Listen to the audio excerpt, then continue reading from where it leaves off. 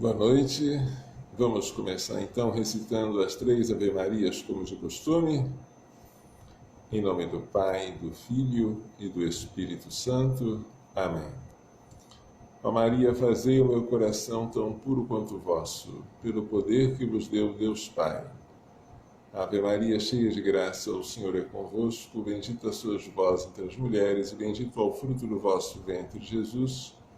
Santa Maria, Mãe de Deus, rogai por nós, pecadores, agora e na hora da nossa morte. Amém. Pela sabedoria que vos deu Deus Filho. Ave Maria, cheia de graça, o Senhor é convosco. Bendita sois vós entre as mulheres, e bendito é o fruto do vosso ventre, Jesus. Santa Maria, Mãe de Deus, rogai por nós, pecadores, agora e na hora da nossa morte. Amém. Pela misericórdia que vos deu o Espírito Santo. Ave Maria, cheia de graça, o Senhor é convosco. Bendita sois vós entre as mulheres, e bendito é o fruto do vosso ventre, Jesus. Santa Maria, Mãe de Deus, rogai por nós, pecadores, agora e na hora da nossa morte. Amém.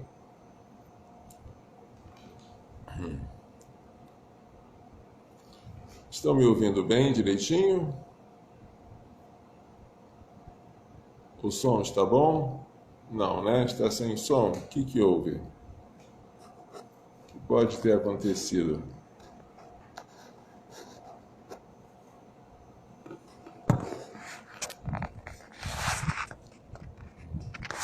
Deixa eu ver aqui. O som está bom? O som está bom para vocês? Tá joia? Então tá bom. Se o som estiver bom, então vamos iniciar, porque este assunto é muito importante, tá? O nosso assunto hoje é sobre o matrimônio e a sua indissolubilidade. O que Deus uniu, o homem não separe. Muito, muito importante. Prestem muita atenção, porque esta vai ser uma das lives mais importantes que você já assistiu até hoje em termos de matrimônio, tá?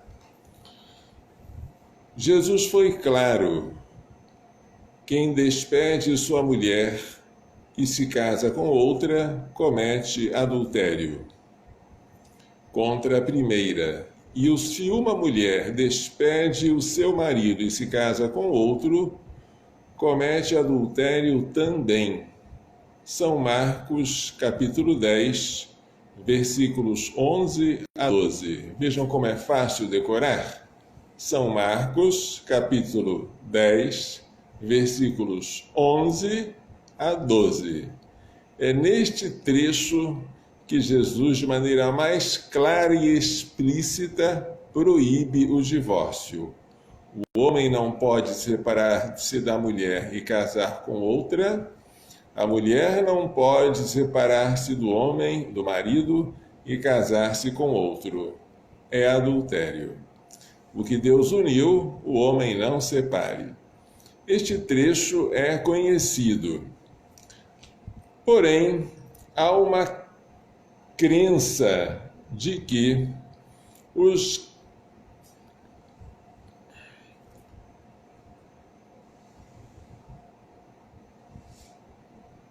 que se casaram podem se separar definitivamente. É uma crença falsa, errônea, perigosíssima, desde que se comprometam a guardar a continência.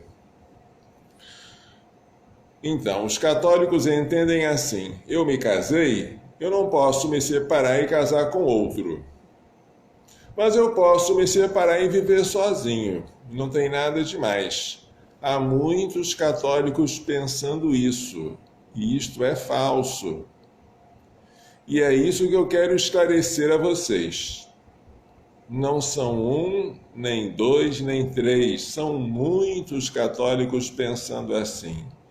Não deu certo o casamento, você não pode se casar com um terceiro, mas pode se separar daquele ou daquela com quem se casou e viver eternamente na continência sozinho e acham que isso é certo, que é válido, que é um direito, é falso. E eu vou demonstrar para vocês, tá bom? Dizem eles que em caso de desentendimento ou de incompatibilidade de gênios, quando o casamento não deu certo, a separação seria uma solução. E os cônjuges separados estariam com a consciência tranquila, com a única condição de não cometerem adultério. Tal doutrina é falsa e perniciosa. Pela aliança matrimonial, eu estou lendo o Catecismo 1601, o homem e a mulher constituem entre si uma comunhão de vida toda.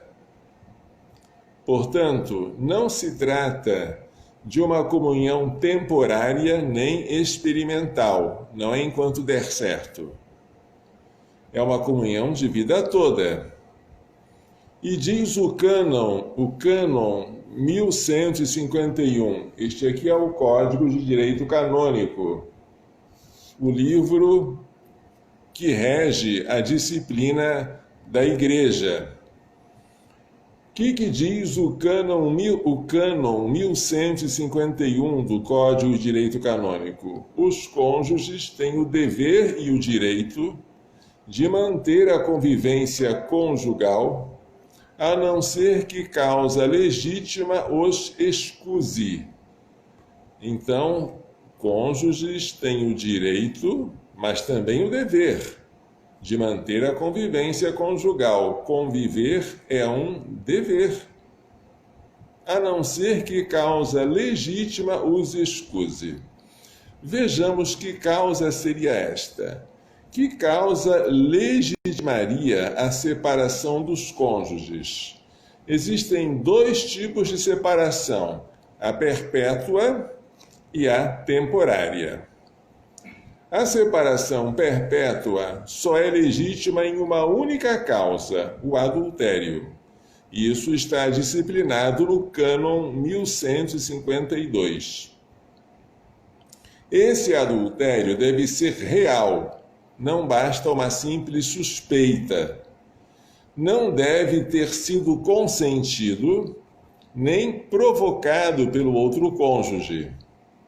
E, além disso, o outro cônjuge, para ter direito à separação, não pode também ele ter cometido adultério. Então, você foi traído pelo seu cônjuge, pode ser marido ou mulher. Você não deu causa a este adultério. Você não consentiu nele. Você também não cometeu outro adultério. Então, neste caso, você pode, embora não seja recomendável, separar-se perpetuamente do cônjuge adúltero. No entanto, tal separação é permitida, abre aspas, embora se recomende vivamente que o cônjuge, movido pela caridade cristã e pela solicitude do bem da família, não negue o perdão ao cônjuge adúltero e não interrompa a vida conjugal. Este é o cânon 1152, parágrafo 1º. Ou seja, a Igreja recomenda que mesmo quando houve adultério,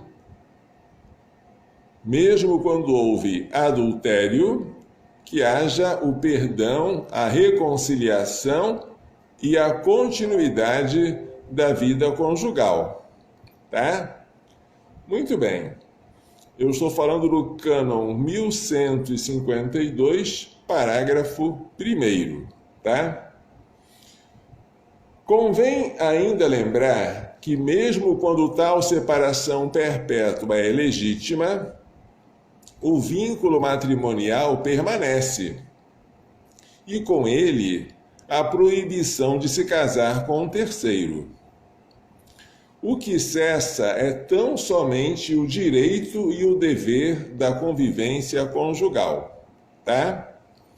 Então, quando você se separa do cônjuge adúltero, por causa do adultério do outro, de que você não teve culpa, você pode exigir uma separação perpétua que serve como penalidade. Aí cessa o seu direito e o seu dever da convivência conjugal, para sempre. É a única separação perpétua que o direito canônico conhece.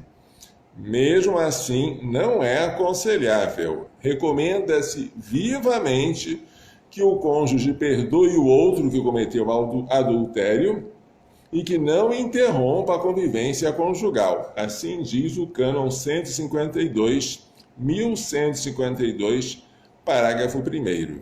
Tá bom? Bem, excetuando o adultério, as outras causas são de separação temporária. Todas.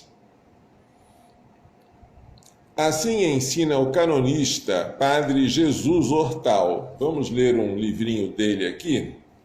Este livro aqui, O que Deus Uniu, do Padre Jesus Hortal, é o que eu vou citar agora para vocês. Na separação perpétua, há sempre um elemento de culpabilidade, enquanto na temporária o que conta é a periculosidade.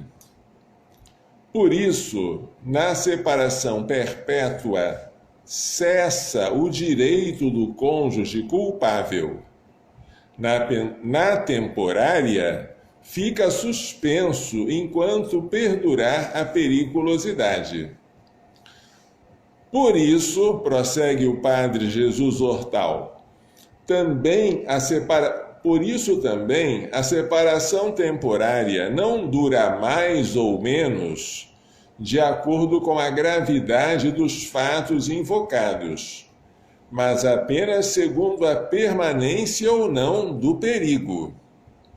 Ou seja, está havendo um perigo, então você separa enquanto houver perigo. A separação temporária é uma medida de segurança e a separação perpétua é uma pena. Pena por quê?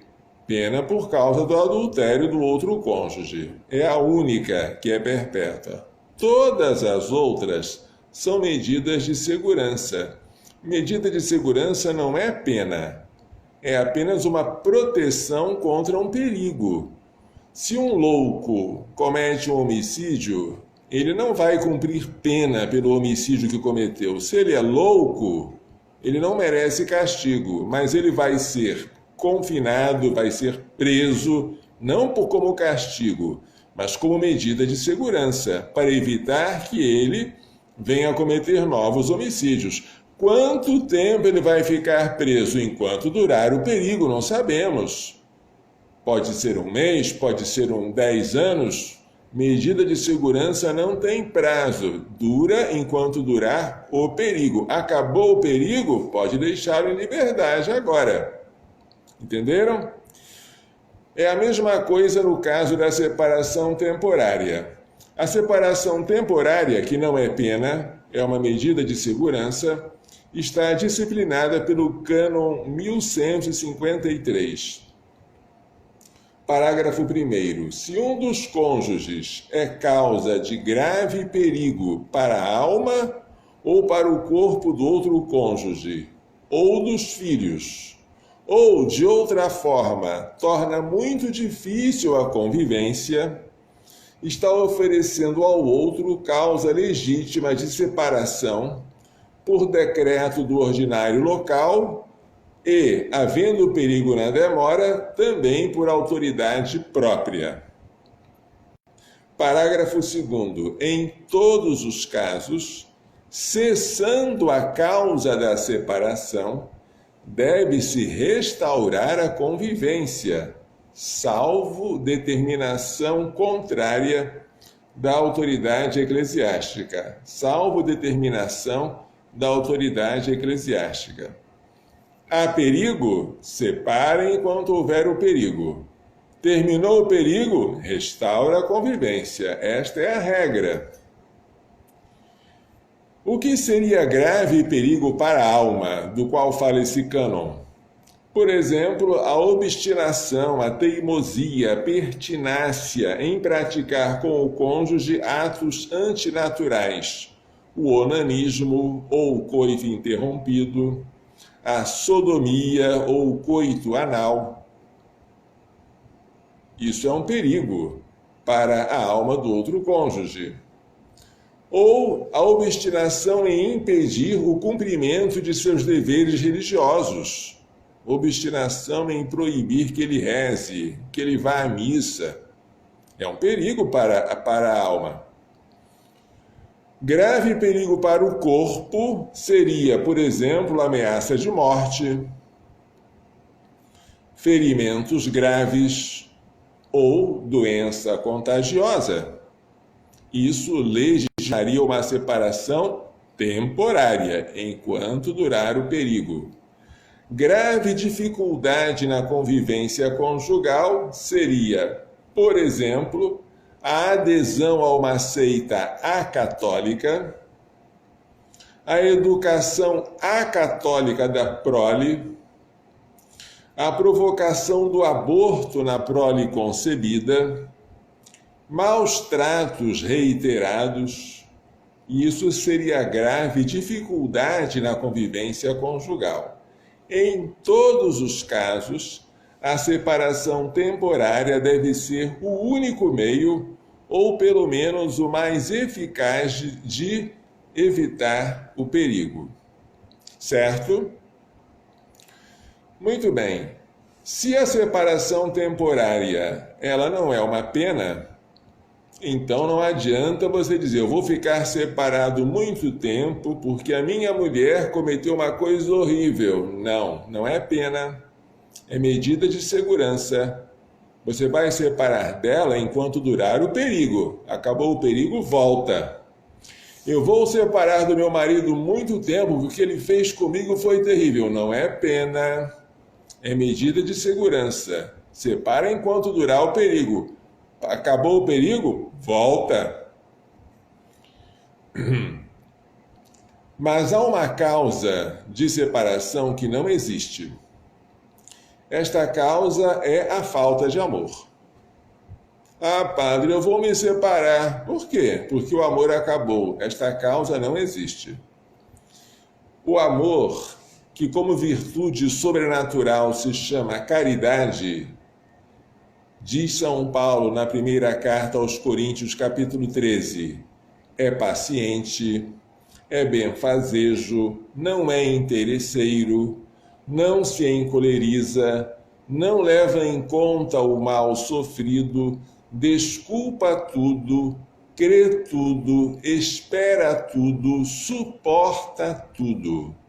Se o amor tudo suporta e tudo perdoa, nunca você pode dizer, eu me separei porque acabou o amor. É absurdo, certo? Esta causa não existe. Seria absurdo, para não dizer vergonhoso, que um cônjuge procurasse um sacerdote desejando separar-se porque o amor acabou.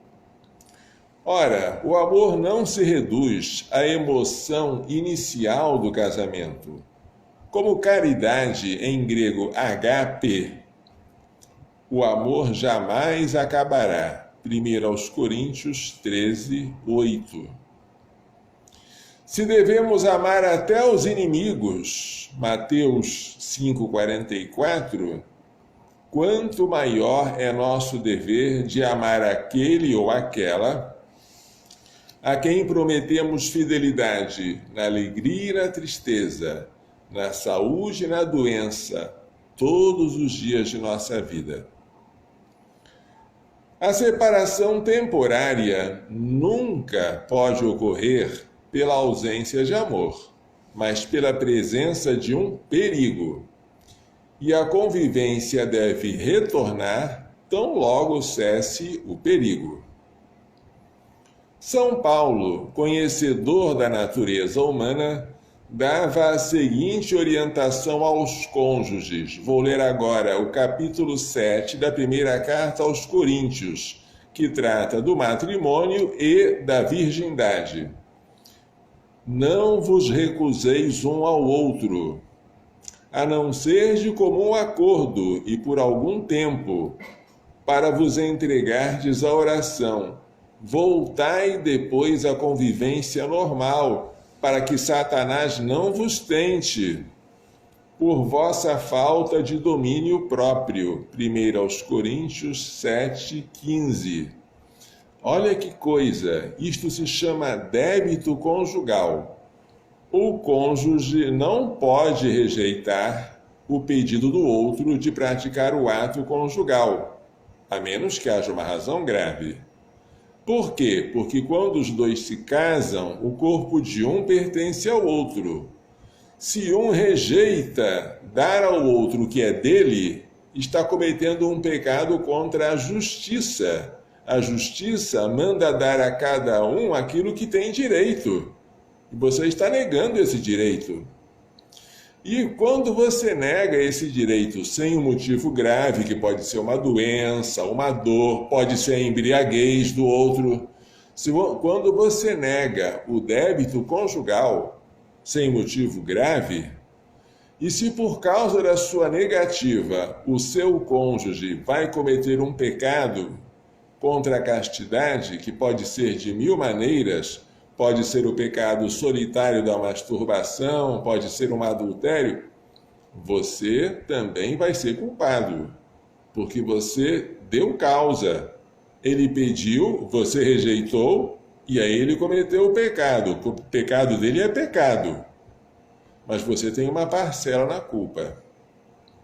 Muito cuidado com o pecado de rejeitar o débito conjugal, porque débito é débito. A gente só deixa de dar o que é devido quando não pode. Devo, não nego. Pago quando puder. É assim que a gente fala quando deve alguma coisa, mas não tem dinheiro. Mas podendo e devendo, você paga. Não é assim? São Paulo percebia que até para os casais casados, cristãos, em estado de graça, em harmonia, como era perigoso eles ficarem muito tempo separados um do outro. Não é? Se a abstinência sexual pode ser perigosa até para casais em estado de graça, imagine-se o perigo do adultério se um dos dois é alcoólatra, se tem más companhias, ou se está passando por uma crise espiritual. É agora que ele precisa mais da sua convivência. Indicar a separação, ainda como temporária, como a solução para um conflito conjugal, é uma loucura. E tal loucura se encontra com frequência em sacerdotes que pensam de maneira simplista que o meio de trazer a paz é separar os que estão em conflito. Estão brigando? Vamos separar e vai haver paz. Maneira simplista de pensar. Ora, a única paz que a separação traz aos cônjuges é aquela que o mundo dá, não a que Jesus nos prometeu. Deixo-vos a paz, dou-vos a minha paz. Não é a maneira do mundo que eu a dou. João 14:27. A paz de Jesus é uma paz interior que coexiste com as tribulações externas. A paz no sentido de você não ter mais ninguém para brigar, de que você agora está sozinho sem ninguém perturbar você, não é a paz que Jesus prometeu. E se alguém está querendo oferecer isso, cuidado. O matrimônio ratificado e consumado, isto é, quando houve o ato conjugal, não pode ser dissolvido por nenhum poder humano, nem por nenhuma causa, exceto a morte. Você contraiu o matrimônio. O matrimônio foi válido por causa do seu consentimento livre, da sua abertura à vida, da promessa de fidelidade. Depois você consumou este matrimônio através do ato conjugal. Tal matrimônio ratificado e consumado não pode ser dissolvido por nenhum poder humano, nem pelo Papa, nem por nenhuma causa, nem sequer o adultério do outro, exceto a morte. Mas, padre, você não falou que o adultério do outro legitima a separação? Separação de corpos, com manutenção do vínculo. Porque você separa do cônjuge adúltero, mas não tem o direito de se casar com o terceiro. Entendeu? Separação do vínculo, dissolução do vínculo, só com a morte. É possível, porém, que por algum motivo o matrimônio nunca tenha existido, que o matrimônio tenha sido nulo. Qual é o motivo que poderia ter tornado um matrimônio nulo desde o início, não depois, na hora em que ele foi celebrado? Pode ser um impedimento dirimente, algum impedimento que torne o matrimônio nulo. Exemplo, consanguinidade. Você se casou com o seu irmão ou com a sua irmã. É nulo esse matrimônio. Ou então, absurdo, casamento de pai com filha. Nulo. Consanguinidade. Falta de idade. Você casou sem a idade canônica para poder contrair o matrimônio válido. É nulo. Matrimônio anterior. Você se casou já sendo casado com outra pessoa. É nulo. É o impedimento de vínculo. Então, se você se casou com algum impedimento dirimente, este casamento foi nulo, ele nunca existiu. Pode ser também que você tenha se casado com vício de consentimento. Você se casou com coação, forçado. Você se casou com medo grave, não um medinho qualquer que você sente na hora do casamento, não. Você casou com a falta de intenção de ser fiel por toda a vida. Muito cuidado, porque o padre faz uma entrevista com você, manda você jurar perante a Bíblia, né? E depois de jurar, interroga você e a sua noiva e faz perguntas. Você quer se casar por toda a vida? Você sabe que o divórcio civil não anula o matrimônio, não dissolve. Você está disposto a querer ter filhos, tal. Mas se apesar dessa entrevista que o padre fez, apesar das perguntas que você ouviu durante a celebração, quereis receber com amor os filhos que Deus vos confiar, educando-os na lei de Cristo e da Igreja, apesar das perguntas, né? Vós prometeis fidelidade por toda a vida, apesar de tudo isso, você, por perturbação mental, por falta de atenção, ou então por falta de sinceridade, você disse dentro de si, não, eu só quero me casar enquanto der certo, não quero que seja por toda a vida, não. Se faltou esta intenção de ser fiel por toda a vida, se faltou a abertura à fecundidade, se você desde o início tinha a intenção de nunca ter filhos, mesmo que fosse, presta atenção, hein? Usando o método natural. Você já casou com a intenção, olha, nós não vamos nunca ter filho, a gente vai usar a continência periódica para não procriar jamais. Matrimônio nulo. Se você se casou pensando, olha, a gente vai se casar, mas a gente não vai ter filho nunca. Seja pela laqueadura, seja pela vasectomia, seja pelo uso perpétuo de anticoncepcionais, a gente nunca vai ter filhos. Ou se um dos dois pensou isso, matrimônio nulo, tá? Foi um vício de consentimento. Exclusão radical da fecundidade. Se você tinha a intenção de ter filhos, mas não por hora, né? ou de você usar anticoncepcionais por algum tempo, você casou-se em pecado, mas o matrimônio foi válido, tá? Para o matrimônio ser nulo, tem que haver uma exclusão radical da fecundidade, tá bom? Esta é a única causa que pode fazer. Esta exclusão radical é que pode tornar o seu matrimônio nulo, tá? Muito bem. Pode haver também um defeito de forma. O que é um defeito de forma?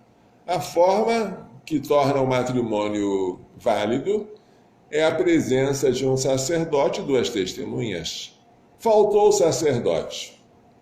Faltaram 2 testemunhas para assinarem lá naquele momento, né? O matrimônio foi nulo, nunca existiu. Impedimento dirimente, tá. Ou seja, o impedimento que torna o matrimônio nulo. Vício de consentimento, que faz com que você não se case querendo aquilo que o matrimônio significa. Ou então defeito de forma, falta de um sacerdote e das 2 testemunhas, que é exigido pela igreja para a validade de todos os casamentos entre católicos. Não houve matrimônio. Ah, mas eu saí da igreja, fiz festa. Você pensou que se casou, mas não se casou. O casamento nunca existiu. Em tais casos, os nubentes permanecem solteiros, embora até pensem que estão casados, e até depois tenham filhos e tudo mais, mas permanecem solteiros. A igreja não anula matrimônios que tenham sido válidos. O que ela pode fazer é investigar se por algum motivo o matrimônio nunca existiu. Vamos então verificar se de fato esse matrimônio existiu ou se vocês desde o início foram e são solteiros. Não há, portanto, processo de anulação de matrimônios ratificados e consumados. Se tais matrimônios foram válidos, a igreja não tem o poder de invalidá-los. Mas ela pode, após uma prudente investigação, declarar que o matrimônio foi nulo e que os nubentes permanecem solteiros. Em tal caso, eles estão livres para se casar não uma segunda vez, pois o suposto casamento não houve, mas pela primeira vez. Se você descobre que o matrimônio foi nulo, você agora está livre para se casar pela primeira vez, não pela segunda, porque a primeira não houve. No entanto, mesmo que o matrimônio tenha sido nulo, convém tentar convalidá-lo. É o que dizia sabiamente o cânon 1676. Então, novamente, vamos pegar o Código de Direito Canônico e vamos ler o cânon 1676, o que ele dizia antes da reforma processual de 2015. Antes de aceitar a causa e sempre que percebe a esperança de sucesso, o juiz use de meios pastorais a fim de que os cônjuges sejam levados a convalidar, eventualmente, o matrimônio e restabelecer a convivência conjugal. Convalidar. A igreja não tem nenhum interesse em separar os cônjuges. Eles vivem sob o mesmo teto. Você percebeu que há uma nulidade. Não vai separar, não. Você tenta convalidar. Eles já estão separados. Eles agora querem que a igreja faça uma declaração de nulidade. Antes, tenta convalidar. Afinal, o Evangelho aplica a Jesus o que disse o profeta Isaías: não quebrará o caniço rachado, nem apagará a mecha que ainda fumega. Está em São Mateus 12:20, citando Isaías 42:3. Também a Igreja não tem interesse em quebrar o que pode ser curado, nem de apagar o que pode ser aceso. Se tem jeito, vamos consertar. Se é possível convalidação, não vamos estimular a separação. Se a chama está ainda fumegando, mas não apagou, vamos acendê-la. Esse é o espírito da Igreja. A Igreja não tem nenhum interesse na separação daquilo que pode ser convalidado. Se em uma crise conjugal um sacerdote percebe que o matrimônio foi ou pode ter sido nulo, o primeiro cuidado do sacerdote é guardar silêncio. Não fale isso. Em seguida, deve-se buscar a reconciliação do casal. Vamos agora fazer com que os dois se reconciliem? A prática da oração cotidiana em família, sobretudo o terço mariano, a fuga das ocasiões próximas de pecar. Depois disso, agora os dois já estão bem, já estão reconciliados, estão rezando juntos, estão indo à missa, estão fugindo das ocasiões, tudo ok? Depois disso, se a dúvida sobre a nulidade persistir, o padre pode sugerir a convalidação do matrimônio. Aí ele explica, olha, vocês já estão vivendo muito bem, eu não quis avisar para vocês, porque não tinha nenhum interesse nisso, mas há uma possibilidade de o matrimônio de vocês ter sido nulo. Vamos fazer uma convalidação? E esta convalidação pode ser feita pela simples renovação do consentimento, como dizem os cânones 1156 a 1160. E assim tudo termina em final feliz. Tá certo? Bem, mas se o sacerdote, com boa intenção, resolve informar a mulher ou ao marido que está sofrendo que o seu matrimônio pode ter sido nulo, que coisa horrível um padre fazer isso, né? Cria-se na pobre alma a expectativa não de reconciliação, mas de separação definitiva. Ainda que depois de terminado o processo canônico, confirme-se que o matrimônio foi válido e que aquela esperança era uma esperança infundada, quando isso acontecer, a imaginação daquele cônjuge já terá voado longe. Enquanto o processo durava, o cônjuge pensava, puxa, será que o meu matrimônio é nulo? Se eu for nulo, eu vou me casar com quem? Como é que vai ser? A imaginação já terá voado, não é? O que tornará cada vez mais difícil a reconciliação. E ainda mais, se desde o início o padre assegurar que o casamento foi nulo, o casal se sentirá na obrigação moral de evitar os atos conjugais, uma vez que entre os solteiros, tais atos constituem o pecado da fornicação. Por isso o padre tem que ficar em silêncio. Só vai falar da possibilidade de o casamento ter sido nulo depois de já ter acabado com a crise conjugal. Aí sim vamos convalidar. Pronto. Como é grande o dano que um sacerdote bem intencionado pode causar se não procurar desde o início curar o que está rachado e reacender a chama que está se apagando. Como é grande.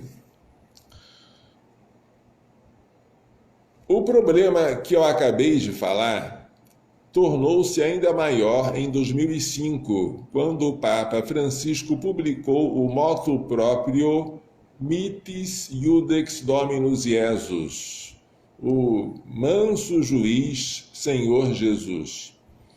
É um motu proprio, um documento publicado por sua própria iniciativa, que mudou radicalmente as normas processuais relativas às causas de nulidade matrimonial. Antes, era necessário que a sentença de primeiro grau fosse confirmada pelo Tribunal de Apelação. E se houvesse divergência entre a primeira sentença e a segunda, quem iria decidir seria o Tribunal da Rota Romana, lá na Santa Sé. Então havia necessidade de haver duas sentenças conformes, ou a de primeiro grau, confirmada pelo Tribunal de Apelação, ou, se houvesse divergência, a Rota Romana iria desempatar. Até 2015 era assim. Agora, com a reforma processual, a sentença que primeiro tiver declarado nulo o matrimônio torna-se executiva. Esta é a redação nova do cânon 1679. Isto é, a sentença dá imediatamente às partes o direito de se casarem com terceiros. Olha, uma sentença de primeiro grau, sem confirmação no Tribunal de Apelação, já dá o direito de você se casar com uma outra pessoa. Isso tornou mais ágil o processo, você não tem que esperar. Mas também diminuiu muito a segurança contra erros de julgamento, porque os juízes podem errar e o tribunal serviria para evitar esses erros. Desde 2015, tem havido uma corrida de casais pelas sentenças de nulidade matrimonial, como se fosse um remédio para todas as dificuldades do matrimônio. Um divórcio católico. Oba! Vamos fazer uma nulidade? Que isso, gente? Como é que um padre deve agir pastoralmente? Diante da crise pela qual passa a Santa Igreja, nós, sacerdotes, devemos tomar um cuidado redobrado pela família, que é a igreja doméstica e o santuário da vida. Quando alguém, sob nossa direção espiritual, vem reclamar do seu cônjuge, meu marido é terrível, minha mulher eu não consigo suportá-la, não devemos sequer cogitar, e muito menos falar, em separação ou nulidade.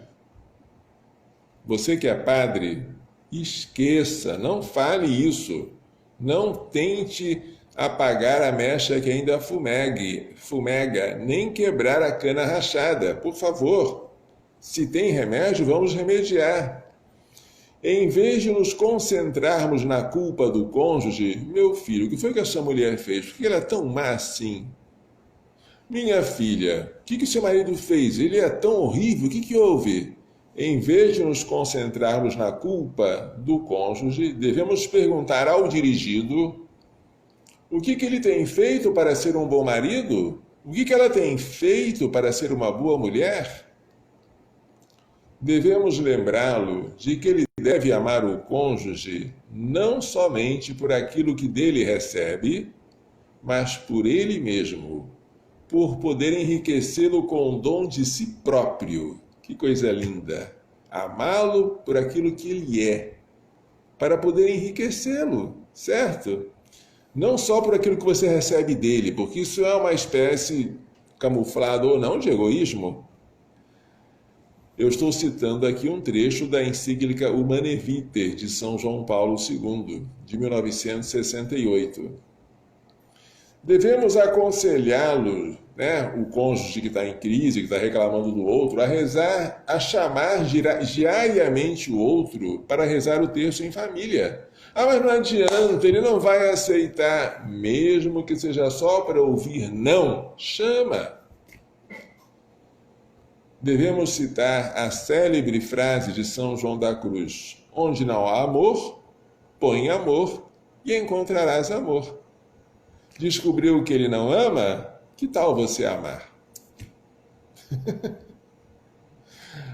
O amor tudo suporta, gente. Mas eu não sabia. Você sabia que você, quando casou, iria Você sabia que você, quando casou, estava assinando um cheque em branco. Você não sabia qual era o valor que o seu cônjuge ia escrever lá. Mas você deixou o espaço em branco. Você não imaginou que fosse um valor tão alto. Mas o matrimônio é para heróis, né? O matrimônio é muito difícil. Ser padre, eu considero uma vocação fácil, em comparação com o matrimônio, porque eu me caso com alguém fiel, que é a igreja, que não tem defeitos. A freira, ela é uma mulher muito feliz, porque ela tem um marido perfeito, que é Jesus. Mas, se você se casa com uma pessoa que não tem essa perfeição, que é imperfeita como você tem que superar isso pelo amor. E a caridade tudo suporta. De um conselho sacerdotal bom ou mau, pode resultar a salvação ou a ruína de uma família. Como é grande a nossa responsabilidade e como será severo o nosso juízo. Só para terminar, eu vou contar um caso real, né? Sem citar o nome, evidentemente, de uma grande amiga minha, que hoje está muito bem, com seu marido e seus filhos, que num momento de crise conjugal ouviu falar de uma tal de nulidade matrimonial e falou: padre, eu nunca pensei em me separar do meu marido, mas depois eu comecei a ver uma luz no fim do túnel, que era essa tal da nulidade. Aí eu falei com essa pessoa: não pensa nisso. Mas, padre, o que eu faço? O que Deus uniu, o homem não separe. Sim, padre, mas e se eu não aguentar? E ela insistia muito: padre, e se não der certo, padre? E se eu não suportar? E como ela falava muito, então eu dei a seguinte resposta: se você não aguentar, você pega a sua certidão de batismo, rasga e diz assim: eu não sou mais digna da vida eterna. Aí ela se assustou, nunca mais falou de nulidade matrimonial. Depois de alguns meses ela veio dizer: ô padre, obrigado, não era nada daquilo. A gente agora já está rezando junto, né? Então houve a reconciliação, houve novos filhos, houve a participação da Santa Missa, houve oração em comum. Tudo aconteceu porque eu, padre, naquele momento, não quis levar em conta essa tal de nulidade, nem quis perguntar: como é que foi seu casamento? Você casou forçada? Você tinha idade? Você casou querendo ter filhos ou não? Como é que foi seu... Eu não fiz perguntas para não alimentar a imaginação dela, não quis pensar nisso e tudo deu certo. Então, queridos padres, não pensem na nulidade como se ela fosse um remédio, muito menos um remédio para todos os males. Queridos cônjuges, não procurem nulidade nem separação, tá? Como se isso fosse solução. A solução é o amor. E o amor tudo suporta. E não pensem que separando vocês estão agradando a Deus. Mesmo separando sem contrair matrimônio com um terceiro, se essa separação não foi por causa de um adultério, se foi por outro motivo, ela não é perpétua, ela é temporária, e é só enquanto durar o perigo. Se o perigo acabou e você não quer receber o outro, você é culpado se o outro, por causa da sua não convivência, cometer adultério. Cuidado, hein? Cuidado com essa ideia simplista. Não deu certo, a gente se separa e não se casa com terceiro e tudo bem. Isso não existe na Igreja Una, Santa, Católica e Apostólica. O casamento é para sempre. Portanto, não pensem na nulidade, que perpétua é só em caso de adultério e todos os outros é temporária enquanto durar o perigo. Não pensem nisso. Não pensem também em nulidade, porque nulidade a gente só pensa nela quando a coisa já estragou de tal modo, Um já se casou com uma outra, a outra já casou com outro e já tem filhos na segunda união, já está uma bagunça enorme. Dificilmente você conseguiria convalidar, reconciliar. Aí você pode até pensar, será que o primeiro casamento, né, foi de fato válido? Você pode aí verificar, porque você não tem nada a perder. Mas enquanto você pode fazer reconciliação, enquanto você pode, não queira apagar a mecha que ainda fumega, não queira quebrar a cana rachada. Gente, matrimônio é para sempre. Se vier na cabecinha de vocês alguma vez uma palavrinha proibida, que é separação, e uma outra horrível, né, divórcio, excomunguem. Exorcizem. Pensem, eu não me casei para isso. Me casei para ser fiel até a morte. E chega. Não deixe que essas coisas ficam entrando na sua cabecinha. E se algum sacerdote fala coisas diferentes disso que eu estou falando, se algum sacerdote fala, não aceitem porque parece que é mais fácil. A verdade é que liberta. O que liberta não é a falsidade. A falsidade pode ser atraente, mas é falsa. A verdade pode parecer dura, mas ela é a verdade, gente. E é ela que vai nos libertar. Tá bom? Portanto, vocês que são solteiros estão com medo do casamento? De fato, o casamento é para os heróis. Ninguém obriga você a se casar, mas saiba que é uma via de mão única, não tem retorno e não adianta tentar chamar de nulidade ou de separação aquilo que você pretende que seja, na verdade, um divórcio católico. Isso não existe. Tá bom, gente? São esclarecimentos importantíssimos que eu peço que vocês continuem, que vocês não deixem de levar em consideração. Este livro aqui, que eu também usei como referência na live de hoje, é do Dom Rafael Llanos Cifuentes, sobre o direito matrimonial canônico. Além desse que eu também usei com vocês, que é O que Deus Uniu, né, do Padre Jesus Hortal. Tá? Li para vocês também vários cânones do Código de Direito Canônico, que estão aqui, tá bom? E se vocês quiserem por escrito o que eu acabei de falar, procurem na página providaanapolis.org.br digitando O Homem Não Separe. Digitem isso, vocês logo vão encontrar um artigo que vocês podem ler com calma e conferir na fonte o que eu acabei de dizer para vocês, tá bom? Ufa! Espero que vocês sejam portadores, praticantes e divulgadores disso para tanta gente que neste mundo divorcista precisa aprender. Certo? Aquilo que Deus uniu, o homem não separe. Cristo não se separa da igreja, a igreja não se separa de Cristo, a mulher e o marido são uma só carne. Vamos terminar dando a bênção, então? O Senhor esteja convosco. Pela imposição de minhas mãos sacerdotais e pela invocação da bem-aventurada sempre Virgem Maria, de São José, seu castíssimo esposo, de São Luís Gonzaga, de São Luís Maria Guilhões de Montfort, de Santa Genevieve Mola, de São Miguel, São Gabriel, São Rafael, de todos os anjos santos, abençoe-os, proteja-vos e guarde-os, de fundar a bênção do céu e da terra, Deus Todo-Poderoso, Pai, Filho e Espírito Santo. Amém. Coração Imaculado de Maria, livrai-nos da maldição do aborto. Tchau!